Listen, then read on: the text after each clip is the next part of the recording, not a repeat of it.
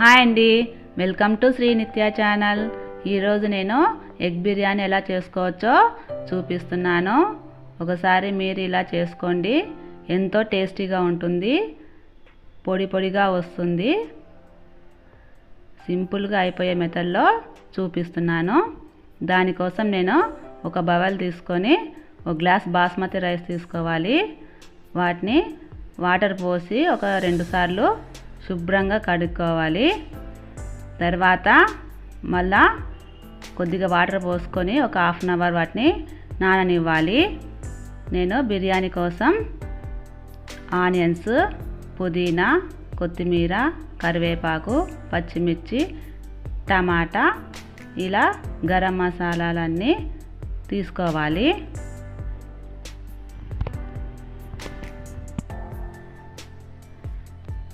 తర్వాత ఇలా నేను ఒక 4 ఎగ్గులు బాయిల్ చేసి పక్కన పెట్టుకోవాలి. స్టవ్ పైన ప్యాన్ పెట్టి ప్యాన్ హీట్ అయిన తర్వాత కొద్దిగా నెయ్యి, కొద్దిగా ఆయిల్ పోసి కాస్త వేడైన తర్వాత మనం ఈ బిర్యానీకి సంబంధించిన ఈ గరం మసాలాలన్నీ ఒక తర్వాత ఒకటి వేసి కాస్త వేగనివ్వాలి. తర్వాత 2 యాలక్కాయలు, 2 లవంగాలు వేసుకోవాలి.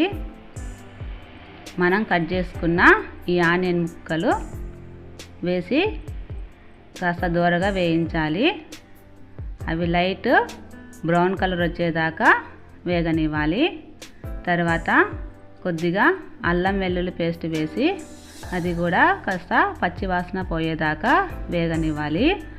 తర్వాత నేను కొన్ని నానబెట్టిన బఠానీ గింజలు వేస్తున్నాను. 4 కట్ చేసిన పచ్చిమిర్చి, కొద్దిగా కరివేపాకు కూడా తీసుకొని వేయించాలి. తర్వాత పుదీనా, కొత్తిమీర కూడా వేసి వేయించుకోవాలి. కట్ చేసిన టమాటా ముక్కలు వేసుకోవాలి.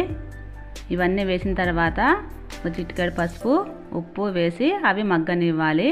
తర్వాత మనం గ్లాస్ బియ్యానికి గ్లాసున్నర వాటర్ పోసుకొని కొద్దిగా అవి మరిగేదాకా మూత పెట్టుకొని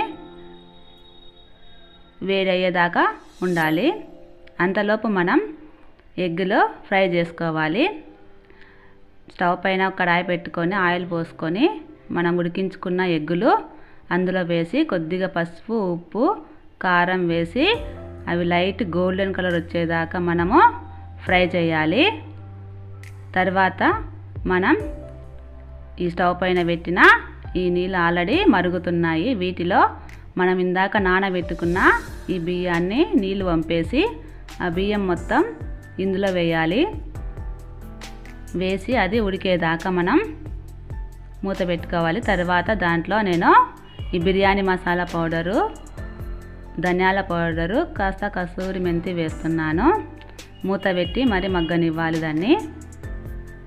మనం అంతలోపల ఈ ఎగ్స్ లైట్ బ్రౌన్ కలర్ వచ్చాయి, ఇవి తీసి పక్కన పెట్టుకోవాలి.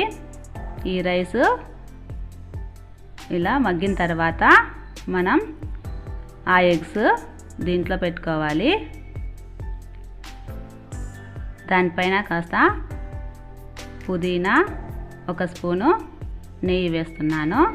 వేసి మూత పెట్టి ఒక 5 నిమిషాలు మగ్గనివ్వాలి. కొద్దిగా లెమన్ జ్యూస్ వేస్తున్నాను. చూసారా, ఇలా పొడి పొడిగా వస్తుంది. తర్వాత మనం దీంట్లోకి పెరుగు పచ్చడి ఎలా తయారు చేసుకోవాలో చూపిస్తున్నాను. దానికోసం 1 కప్పు పెరుగు తీసుకొని ఇలా మెత్తగా చిదుముకోవాలి. తర్వాత చిన్న కట్ చేసిన పచ్చిమిర్చి, ఆనియన్, కొత్తిమీర, రుచికి సరిపడా సాల్ట్ వేసి మొత్తం కలపాలి. అంతే. ఇలా ఈ ఎగ్ బిర్యానీలోకి ఈ పెరుగు పచ్చడి ఎంతో టేస్టీగా ఉంటుంది. ఒకసారి మీరు ట్రై చేయండి. ఎలా ఉందో కామెంట్ పెట్టండి. మా వీడియోస్ని లైక్ చేయండి. మా ఛానల్ని సబ్స్క్రైబ్ చేయండి.